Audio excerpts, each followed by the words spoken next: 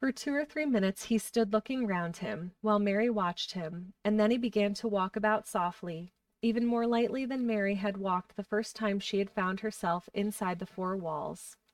His eyes seemed to be taking in everything, the gray trees with the gray creepers climbing over them and hanging from their branches, the tangle on the walls, and among the grass, the evergreen alcoves with the stone seats and all flower urns standing in them.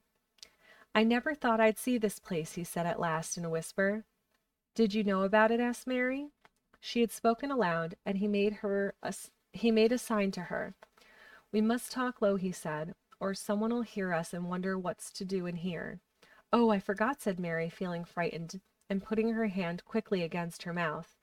"Did you know about the garden?" she asked again, when she had recovered herself. Dickon nodded. "Martha told me there was one as no one ever went inside," he answered. "Us used to wonder what it was like." He stopped and looked round at the lovely gray tangle about him, and his round eyes looked queerly happy. The nests as'll be here come springtime," he said. "It'd be the safest nestin' place in England. No one ever comin' near and tangle of trees and roses to build in. I wonder all the birds on the moor don't build here." Mistress Mary put her hand on his arm again without knowing it. "Will there be roses?" she whispered. "Can you tell? I thought perhaps they were all dead." No, not them, not all of them," he answered. "Look here." He stepped over to the nearest tree, an old one with gray lichen all over its bark, but upholding a curtain of tangled sprays and branches. He took a thick knife out of his pocket and opened one of its blades. "There's lots of dead wood as ought to be cut out," he said, "and there's a lot o' old wood, but it made some new last year. This here's a new bit," and he touched it, a shoot which looked brownish green instead of hard, dry gray. Mary touched it herself in an eager, reverent way. "That one," she said.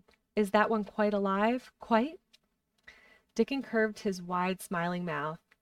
"It's as wick as you or me," he said, and Mary remembered that Martha had told her that wick meant alive or lively. "I'm glad it's wick," she cried out in her whisper. "I want them all to be wick. Let us go round the garden and count how many wick ones there are." She quite panted with eagerness, and Dickon was as eager as she was. They went from tree to tree and from bush to bush. Dickon carried his knife in his hand and showed her things which she thought wonderful. "They've run wild," he said, "but the strongest ones has fair thrived on it. The delicatest ones has died out, but the others have growed and spread till they's a wonder. See here!" And he pulled down a thick, gray-looking branch. "A body might think this was dead wood, but I don't believe it is. Down to the root. I'll cut it low down and see." He knelt, and with his knife cut the lifeless-looking branch through, not far above the earth. "There," he said exultantly, "I told thee so. There's green in that wood yet. Look at it." Mary was down on her knees before he spoke, gazing with all her might. "When it looks a bit greenish and juicy like that, it's wick," he explained. "When the inside is dry and breaks easy, like this here piece I've cut off, it's done for. There's a big root here as all this live wood sprung out of, and if the old wood's cut off and it's dug round and took care of, there'll be—" He stopped and lifted his face to look up at the climbing and hanging sprays above him. "There'll be a fountain of roses here this summer." They went from bush to bush and from tree to tree. He was very strong and clever with his knife, and knew how to cut the dry and dead wood away, and could tell when an unpromising bough or twig had still green life in it. In the course of half an hour Mary thought she could tell too, and when he cut through a lifeless-looking branch she would cry out joyfully under her breath when she caught sight of the least shade of moist green. The spade and hoe and fork were very useful. He showed her how to use the fork while he dug about roots with the spade and stirred the earth and let the air in. They were working industriously round one of the biggest standard roses when he caught sight of something which made him utter an exclamation of surprise. "Why," he cried, pointing to the grass a few feet away, "who did that there?" It was one of Mary's own little clearings round the pale green points. "I did it," said Mary. Why, I thought thou didn't know nothing about gardenin', he exclaimed. I don't, she answered, but they were so little, and the grass was so thick and strong, and they looked as if they had no room to breathe. So I made a place for them. I don't even know what they are. Dickon went and knelt down by them, smiling his wide smile. Thou was right, he said. A gardener couldn't have told thee better.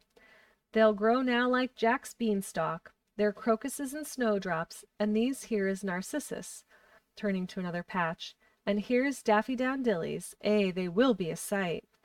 He ran from one clearing to another. Thou hast done a lot of work for such a little wench, he said, looking over her. I'm growing fatter, said Mary, and I'm growing stronger. I used always to be tired. When I dig, I'm not tired at all. I like to smell the earth when it's turned up. It's rare good for thee, he said, nodding his head wisely. There's naught as nice as the smell of good clean earth, except the smell of fresh growin' things when the rain falls on 'em. I get out o' the moor many a day when it's rainin', and I lie under a bush and listen to the soft swish o' the drops on the heather, and I just sniff and sniff. My nose end fair quivers like a rabbit's, mother says. Do you never catch cold? Inquired Mary, gazing at him. She had never seen such a funny boy, or such a nice one. Not me, he said, grinning. I never ketched cold since I was born. I wasn't brought up nesh enough. I've chased about the moor in all weathers, same as the rabbits does. Mother says I've sniffed up too much fresh air for 12 years to ever get a snifflin' with cold. I'm as tough as a white-thorned knobstick. He was working all the time he was talking, and Mary was following him and helping him with her fork and the trowel. There's a lot of work to do here, he said once, looking about quite exultantly. Will you come again and help me do it? Mary begged. I'm sure I can help too. I can dig and pull up weeds and do whatever you tell me. Oh, do come, Dickon. I'll come every day if thou wants me, rain or shine, he answered stoutly. It's the best fun I've ever had in my life. Shut up in here all and waken up a garden.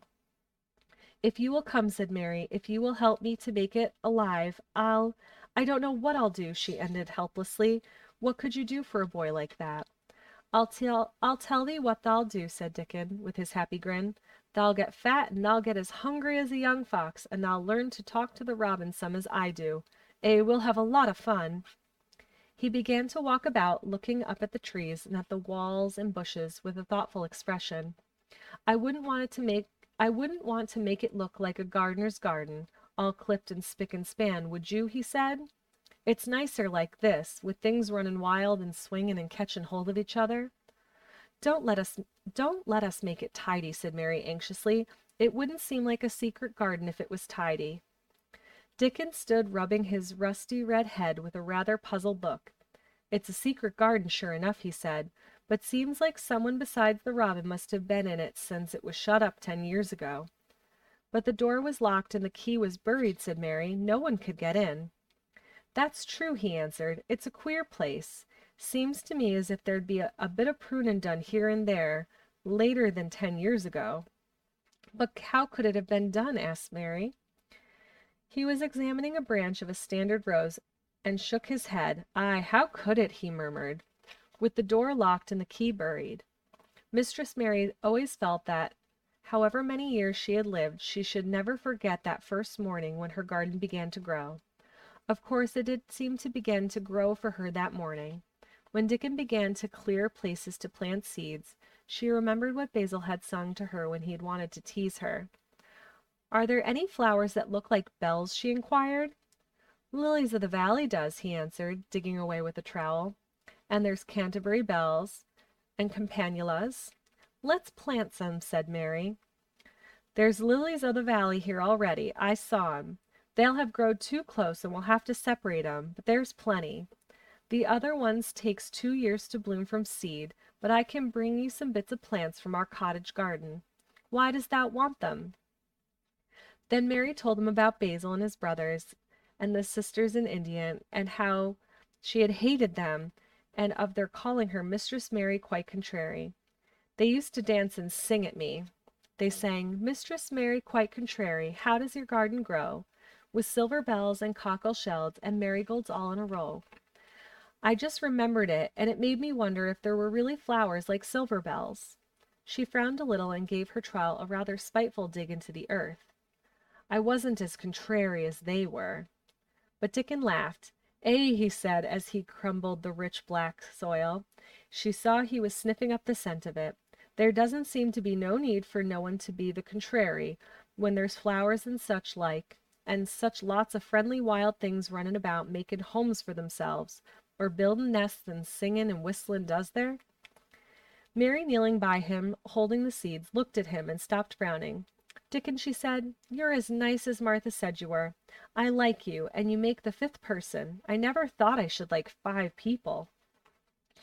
Dickon sat up on his heels as Martha did when she was polishing the grate. He did look funny and delightful, Mary thought, and his round blue eyes and red cheeks and happy-looking turned-up nose. Only 5 folks as thou likes," he said. "Who is the other 4?" "Your mother and Martha," Mary checked them off on her fingers, "and the Robin and Ben Weatherstaff." Dickon laughed so that he was obliged to stifle the sound by putting his arm over his mouth. "I know thou thinks I'm a queer lad," he said, "but I think thou art the queerest little lass I ever saw." Then Mary did a strange thing. She leaned forward and asked him a question that she had never dreamed of asking anyone before. And she tried to ask it in Yorkshire because that was his language. And in India, a person from India was always pleased if you knew his speech. "Dost thou like me?" she said. "Eh," he answered heartily, "that I does. I likes thee wonderful, and so does the robin, I do believe." "That's 2 then," said Mary. "That's 2 for me." And then they began to work harder than ever and more joyfully. Mary was startled and sorry when she heard the big clock in the courtyard strike the hour of her midday dinner. "I shall have to go," she said mournfully. "And you will have to go too, won't you?" Dickon grinned. "My dinner's easy to carry about with me," he said. "Mother always lets me put a bit of something in my pocket."